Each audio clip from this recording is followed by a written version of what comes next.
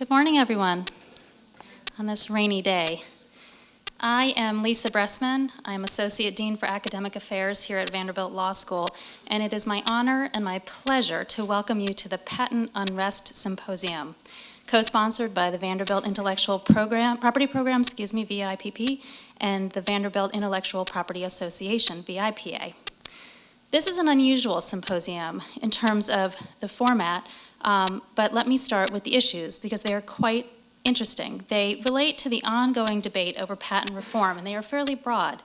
They cover changing the statutory standards of patentability, adjusting the available remedies for patent infringement, and moving toward nothing short of global patent law harmonization. So the issues will be far-reaching. The alternative format, I think, will present a real opportunity to dig into some of the knotty issues that these general topics raise. So basically, we'll have two panels of patent scholars today who will debate several propositions on each of these topics, which is where you're really going to learn something.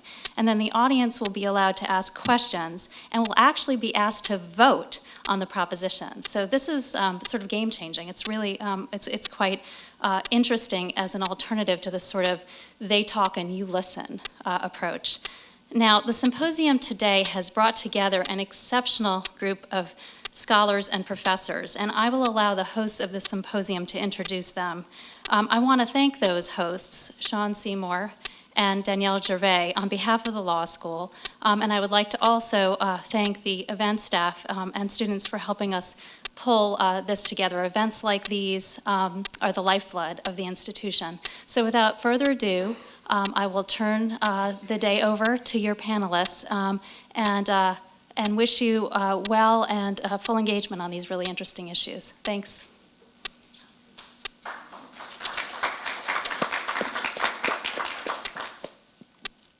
So again, thank you for coming. So I want to welcome you on behalf of the Vanderbilt Intellectual Property Program. So what I'm going to do now is I'm going to briefly introduce the panelists. So starting on this side, Craig Nard is a professor of law at Case Western University Law School, and for those of you who took patent law with me, he's the author of the casebook. And so to Craig's left is Professor Kathy Strandberg, who teaches at NYU Law School. And moving across, we have Mark Janis, who is a professor at IU Bloomington. And then to the far left, Tim Holbrook, who teaches at Emory Law School. So these are renowned patent scholars, and I'm very happy to have them here. So I'm going to say a few words about nuts and bolts, and then I'll turn it over to my colleague, Danielle Gervais. So the schedule for today, we're going to have 3 sessions, and so we're going to debate, the panelists are going to debate 3 propositions. So each session will last about 25 minutes with a 15-minute break in between. So the first session will go until about 10:35, then we'll have a 15-minute break. The next one will start at 10:50, and then the final one will start at 11:30. And after the last proposition, we're going to, Professor Gervais is going to reveal the votes, and then after that we're going to have lunch. And so VIPP and VIPA have sponsored a lunch, so we're going to have it catered from Jason's Deli. So please come back for that or stay for that. And during lunch, the speakers will be available to answer questions about anything. So careers in patent law, clerking, hot issues in patent law or IP in general. Okay, one final thing from me is to please turn off your cell phones if you have them. So thank you so much, and I will turn this over to Professor Gervais. This on? Yes? Okay, very good. So yes, we're going to have a slightly different format, well, actually, very different format from the usual symposium format.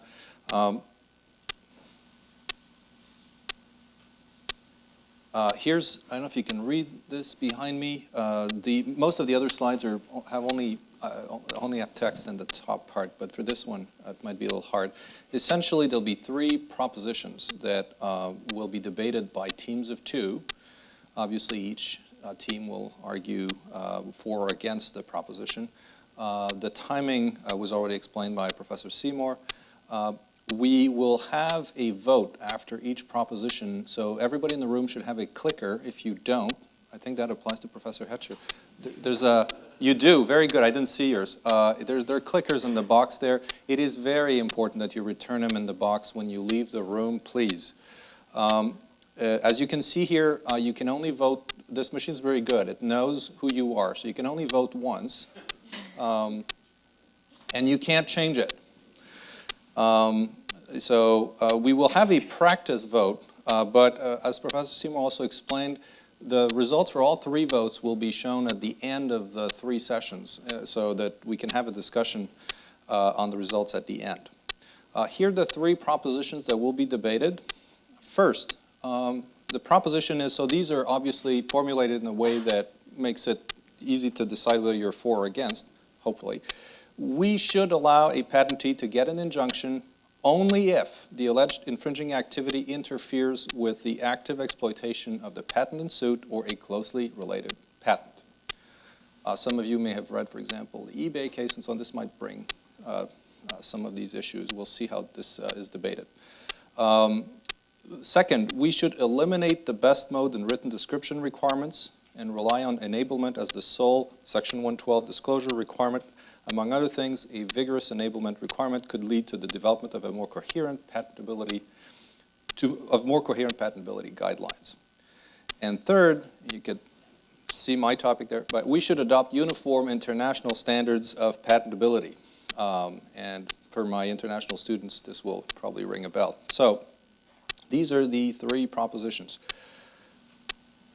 The experts have been introduced, so it is time for the vote, the practice. So this is how it's going to work. When you see the slide, you don't vote at that moment. You vote when I say the polling's open, and you have 30 seconds to vote. You will see a countdown timer, but only for this vote. For the other three, you'll basically have to vote within 30 seconds of my announcement. So this is a really hard question for the practice vote. Which of these is the best dessert? Please vote now.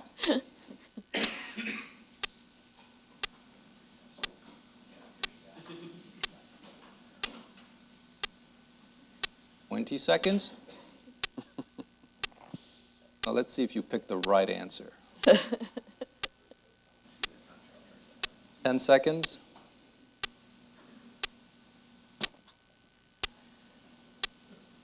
Can you withstand the... Okay, here are the results. Hopefully. No, here are not the results. Here are the results. 50% picked the mud pie. That was the right answer. Okay. Apple pie comes in as a close second, and poor Coca-Cola cake didn't get too much support, although it is also very good. All right. So this works, and so the clickers will work in the same way after each proposition. So the format in terms of timing is each member of each team will get 3 minutes to make an opening statement, and we will be ruthless on the 3 minutes. And then there'll be 1 minute closing statement for each one as well, and then obviously a discussion in between. So we now open the debate on the first proposition. You see the text of the proposition on the screen behind me. Again, we should allow a patentee to get an injunction only if the alleged infringing activity interferes with the active exploitation of the patent in suit or a closely related patent. You want me to say a bit more about the topic? I think we're good to go. Okay. And the first debate is, so we are going to start for the proposition. Professor Nard will start. Thank you, and thanks to Sean and Dan and Vanderbilt for having us. So this proposition, actually, I think for the record, is very difficult for me, so I don't appreciate that, because I'm quite sympathetic to the injunction and the non-practicing entity model for the record. This proposition is one that certainly implies that non-practicing entities, so-called trolls, are something that's pernicious in the patent system. But I should say that the question is not relate to non-practicing entities exclusively, that it would apply to any company that does not commercialize its patent. But my remarks are going to be limited to non-practicing entities because I do think that's what the question gets at. So there's one of definition here. What is a non-practicing entity? And so we could define it as an entity that doesn't produce a product, there's no research and development, and generally doesn't file patent applications. The common criticism of the non-practicing entity is that they use weak patents to engage in frivolous litigation, and there's no threat of a countersuit and infringement because the entity does not make a competing product, so you don't have private ordering like you do in information technology that will settle these things out of court. So you sort of clog up the court system with frivolous lawsuits, and then as a result that drives up the price of products for the consumer because companies who do make products have to fight off these frivolous suits. And so if you take away the injunction, the equitable relief, or dilute it significantly for a patentee that does not commercially exploit a product, good things can happen because of that. One thing that may happen is because the injunction is such a powerful tool in a property rights regime, if you do take it away, the non-practicing entity may be incentivized to do a couple things that would benefit the patent system as a whole. The first thing it would do is perhaps, if it were wedded to seeking out weak patents, and that's dubious, there are a lot of NPEs that do great due diligence, they would license their more quickly, and they would license at more favorable terms, knowing full well that they would want to control the price than rather having a court control the price and set it in what is essentially a compulsory license regime. And the other thing that NPEs would do is that they would engage in more thorough due diligence and make sure that they're getting a valid patent and there's real infringement, which would help the patent system as a whole. Thank you. And we'll hear the first voice against, and then first a debater against, and then go back to a for and against. So, Professor Janis, please. Thank you, and also thanks for the invitation. This is a wonderful facility, wonderful people in it. There's three reasons why the proposition should be rejected. Reason number one is the proposal is to inject a bright line rule into an equitable determination. And right from the start, there should be an enormous burden of proof for justifying that. So point number two is, I don't even think I need a point number two. I like point number one just fine. But if I did, this particular bright line rule invites a lot of ancillary litigation over the definition of troll or definition of active exploitation, begetting further bright line rules, taking us further out of the domain of equity. Point number three, again, I don't think I need to get this far, but if I did, certainty in this area is not necessarily preferable. Fuzzy rules might be better. So let me go back to point number one. Equity disfavors bright line rules, of course. That's the central lesson of eBay. That was the central mistake that the Federal Circuit made, getting reversed in eBay. And by the way, that's the sort of the lesson du jour from the Supreme Court to the Federal Circuit these days in patent law. Be careful with bright line rules, Bilski, KSR, Festo, so forth. So there should be a substantial burden of proof. Now, point number two, this particular bright line rule is not well calibrated. Here's what's going to happen in application, I predict, of such a bright line rule. I'm the patentee, I'm going to come into court, and I'm going to say, I'm not a troll, I'm Thomas Edison. I'm Samuel Morse, I'm a pioneer. And I'm going to get a court to say, okay, exception to the bright line rule, pioneer exception. I'm going to come into court the next day and I'm going to say, I'm a university. I'm not a troll. And I'm going to get a court to say, exception for the university. Now, the third day I'm going to come in and I'm going to say I'm a different university, and the court's going to say, well, I don't know, you seem a little trollish today. Then we're going to have a limitation on the university exception. 30 seconds. And I'm going to, that's only 30 seconds to come back into court. I'm going to come in and say I put my patent in a patent pool, that's why I don't practice, all sorts of bright line exceptions. This just isn't equity. This isn't equity. I think district courts get equity. And I think that if left to their equitable discretion, they will make correct determination on a case-by-case basis, and we shouldn't push them through a bright line rule and a whole series of exceptions. Thank you. Professor Steinberg? So I want to return to the question as to why it's important to avoid injunctions in cases where the patentee is not engaged in the active exploitation of the patent in suit. And I would assume that once this, if this is a statutory provision, for example, that there will be litigation about what exactly constitutes active exploitation. And in fact, that would probably cushion some of the bright line rule problems that Professor Janis mentioned. But why is this important? And it's important from the perspective of companies who are actually out there making products, performing services, and delivering things to our economy and to the public. It's important because it can be very difficult for a commercializing company to be able to ferret out ahead of time all of the relevant patents to the products or services that it's providing. Why is this? This is because many products, particularly this is a problem in the information technology industry, are potentially subject to very high numbers of patents. It's a problem because in many areas, particularly in information technology, claim construction and the figuring out what does this patent actually cover is extremely unpredictable, and there's very good empirical evidence about that. Claim constructions are often reversed by the Court of Appeals and so forth.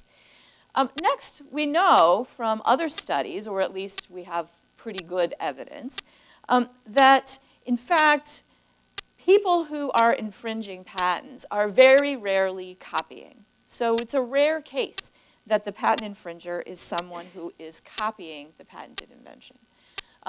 More often, people who get caught by infringement, particularly by non-practicing entities, people who are not exploiting their patents and therefore are not out there in the marketplace, are often independent inventors. And so what the injunction does in many cases is it catches these independent inventors up in a situation where if they would have known ex ante that this patent was out there and they would have known what the claims are going to cover, it wouldn't have been so hard to design around the patent. They could have fairly cheaply designed around the patent. But once they have gone to all of the design effort, investment, et cetera, of getting a product out on the market, it can be very difficult for them to get away from the patent. Therefore, there's a big potential for holdup.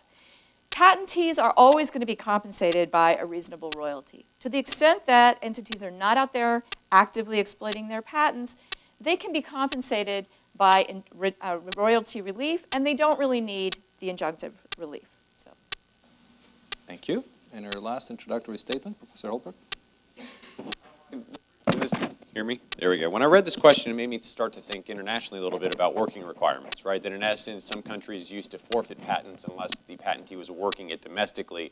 And that's sort of fallen to the wayside to some extent at the international level, and I think that's in part because it doesn't work, right? It doesn't necessarily encourage the development or the use of these inventions, and so I don't think you're necessarily going to get suddenly these entities deciding, well, I'm going to work the patent here in the US because of the injunction. And I think part of that is for reasons expressed, but in essence, this proposal would skew remedies in favor of the big players, right? The small entities, universities, pioneers, maybe even small inventors who simply don't have the ability to manufacture or produce or work their invention may be disadvantaged. Because now, when they go into the licensing negotiation, problems knowing that these other characters, these other players, aren't at risk of getting an injunction. So it actually creates a negative pressure on, it makes it more difficult for these smaller entities to negotiate. They're likely risk averse to litigation anyway if they are smaller entities because they don't want to incur the cost of litigation. Maybe we like that outcome for the true troll, who really is simply about trying to extract royalties, but for some of these other entities, that could really work in their disfavor. And in fact, the uncertainty may work better here, as Professor Janis noted, in trying to level the playing field, that in negotiating these agreements in the face of uncertainty can actually facilitate a better outcome. I also agree that the question will beg additional collateral litigation about, well, what do we mean by a closely related patent?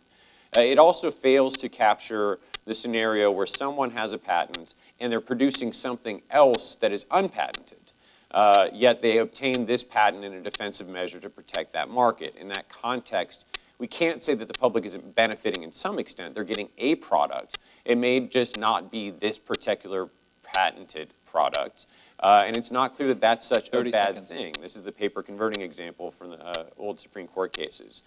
So I think this bright line rule is simply too pernicious and doesn't take into account the varying entities that could be non-practicing entities. Thank you. So before I open for questions, let me ask if anyone here, of any of the speakers, want to respond to an argument they've heard from the other side. Your table first? Yes. Yes.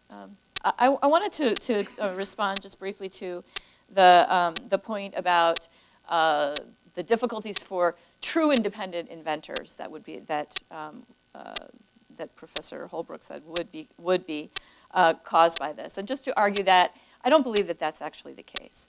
In fact, active exploitation would include licensing, and one of the things that this proposition would permit and perhaps even encourage, because of giving a pretty clear idea of what's going to happen if you do end up in litigation, is the licensing of technology made by small inventors, made by universities. There's nothing about this proposition that would cause a complete breakdown of the so-called market for technology. Licensing would still be permitted and encouraged. And I would also add that I think that if you remove the injunction, delay the injunction, remove it, licensing would actually increase. The incentive to licensing would increase because, number one, if I'm a potential licensee, although I don't have the threat of an injunction hanging over my head, I know now that the non-practicing entity, and many have done this, do extremely thorough due diligence. So the chances of the patent being not invalid and there being infringement are pretty high. And on the NPE side, I don't want a court setting damages. I want to control the price. So I want to take control of the pricing scheme and come to the table with a potential licensee. So I think the incentives on both sides work. I think you'll actually see more and quicker exploitation if you remove or dilute the injunction. Thank you. Anyone?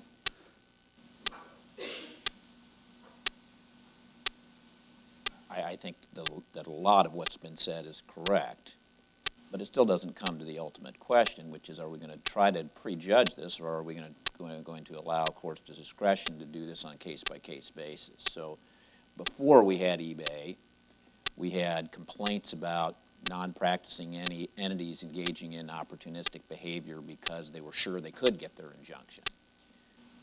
This rule, we'd have opportunistic behavior in the other direction. I'm not sure that that's better. I think that it has to be done, all these kinds of considerations can be taken into account if we do equity. In response to Professor Strandberg, I think, assuming the licensing counts as active exploitation, there's still a bit of what comes first, right? So going into that first negotiation, that other party, the potential licensee, knows that this is sitting in the background. Again, for the non-trolls particularly, that creates downward pressure on the licensing rate they can get. Once they get the license, yes, they can then avail themselves of injunctions down the road, but there's a certain path dependency to licensing as well, right? So if you get that first license at a depressed royalty rate, because of this rule out there, future licensees are going to potentially say, well, we're not going to pay you as much, potentially as much as you're entitled to, due to that path dependency. And so I think, again, maybe we like that for trolls, but for certain entities where this is their only source of protection and revenue, that could actually cause harm to these parties that we actually think are good actors in this system. Okay, we'll open the floor. Please keep the questions short if you can, because I will have to repeat them for the purposes of the web archive of the event that we're making. So who would like to start on this easy question? Please, Jake. To what extent would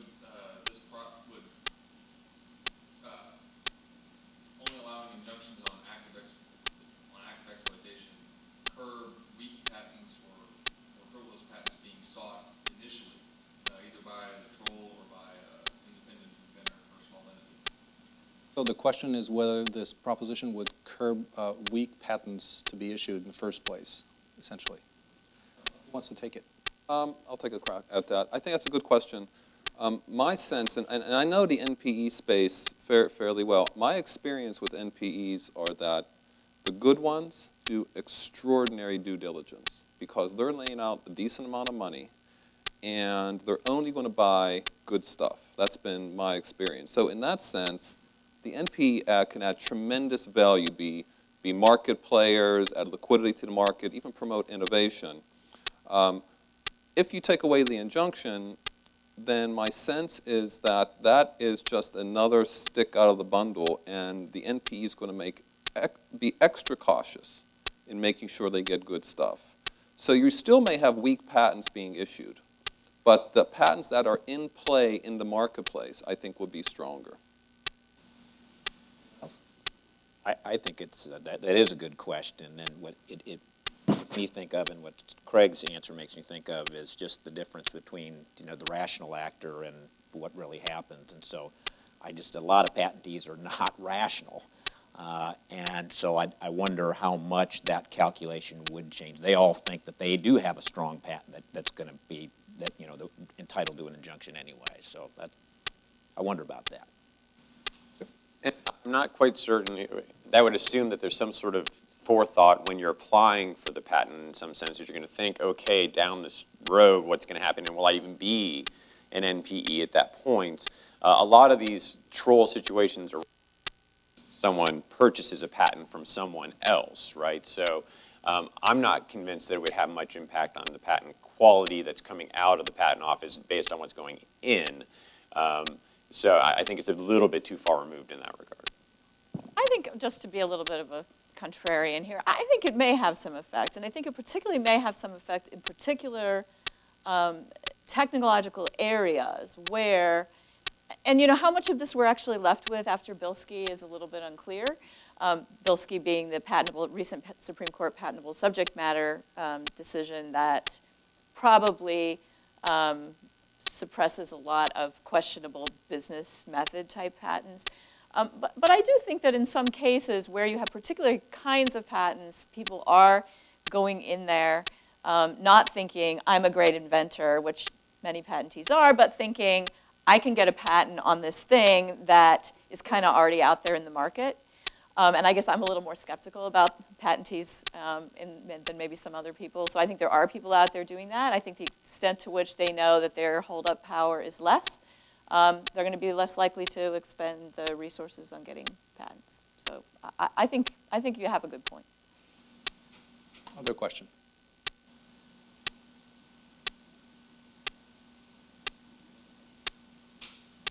Okay. Well, actually, I'm looking at the schedule, and we're 4 minutes away from the end of the time, and we're going to try to catch up. So what I'll do is I'll give each speaker up to a minute for a last statement. So this is a shortened debate compared to the other two, but and then we'll vote. So would you like to make a closing statement? Sure. So short, just after your opening statement, but almost. Sure. I think that we need to think of this more broadly. I think if you take it out of the NPE context and think about IBM for a second, IBM gets thousands of patents a year. They don't commercially exploit all of those patents. Is there something wrong with that, right? If you remove the injunction, how does that affect IBM? How does it affect the NPE? Again, my sense is that you're taking a little bit of control away from the patentee. That's going to incentivize them to engage the market in different ways, in arguably positive ways. And I think you can make a case, at least a plausible case for that. There's a patent policy angle on this debate, which you've heard beautifully from several people here, but there's also a simple procedural jurisprudential angle on the debate. That angle is What works better? Us sitting here at the Vanderbilt Law School making a determination in the abstract and essentially legislating, or a district judge hearing a bunch of evidence, taking into account the equities, and making a case-by-case determination in this particular area? And I think it's the latter. So I just wanted to pick up on the reference to the depressed royalty rate that patentees will get if they can't get injunctions. I think that whether it's depressed is a question of what you think is the baseline. So we're talking about where you set the baseline. And in order to talk about that, I think we have to think about whether taking away an injunction, which probably will put patentees in a somewhat weaker bargaining position, is worth it compared to the benefits it has for this issue of holdup for people who, for the most part, or in many cases, are not copying the patented technology. So to some extent, this is an empirical question. And the empirical evidence, at least some of the empirical evidence out there, and maybe we need more empirical research, but what we have seems to suggest that many, perhaps most patentees who are getting, 10 seconds. Sorry, most people who are out there commercializing products and getting caught up in patent suits are not copyists, and therefore I think taking away the holdup potential is more important than worrying about a, admittedly probably will happen, slight depression in ex-ante royalty rates. I think Professor Nard's example actually helps prove my point with IBM, that yes, IBM may have lots of patents that they're not utilizing, but not everyone's IBM. Universities are not in that position, so why should we be penalizing universities for when they don't have the choice, perhaps, to decide whether to commercialize an invention or not? Where for IBM, it may actually be a conscious decision. So if you adopt this bright line rule, you're benefiting the big actors who have more ability to decide to commercialize or not, to allow themselves to access permanent injunctions. And you discriminate against universities and other entities who simply will no longer be able to avail themselves of that remedy. Thank you. Well, now it's up to you. Do not vote until I tell you that the polling is open. Again, 1 will be for yes, you agree with the proposition that is on the board. 2 is you disagree. And 3, if you have to, yes. If you're not sure, that's your choice. But all right, let me just make sure I can.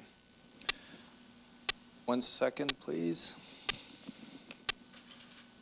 Polling is open.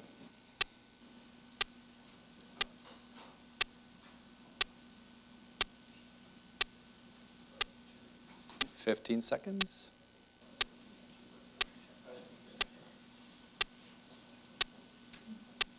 Ten seconds. Nobody's voted, but.